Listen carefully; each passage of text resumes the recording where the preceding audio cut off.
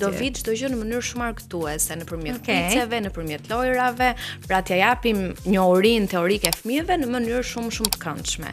Dhe gjithashtu për të shtuar pak se çfarë momentalisht ndodh në aplikacion, ne kemi dy funksionalitete, njëri e kemi quajtur misionet, dhe i dyti është kuleta e dëshirave, e quajmë ne. Tek misionet, prindërit kanë mundësi ti caktojnë detyra fëmijëve dhe ti caktojnë dhe një shpërblim monetar.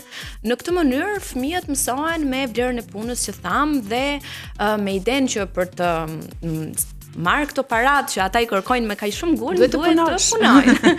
Nuk është shumë e thjeshtë fitosh para.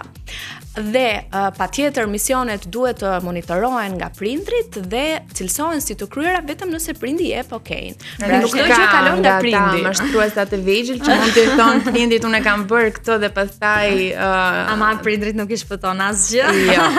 Ndërsa kuleta pastaj është kuleta e dëshirave ku fëmijët mund të listojnë të gjitha dëshirat që kanë dhe vlerën monetare që ka çdo dëshirë.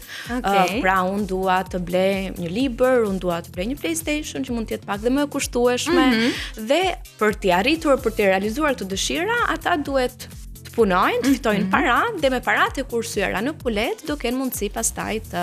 Dhe madje këtu tek kuleta dhe dëshirat është dhe një, po them,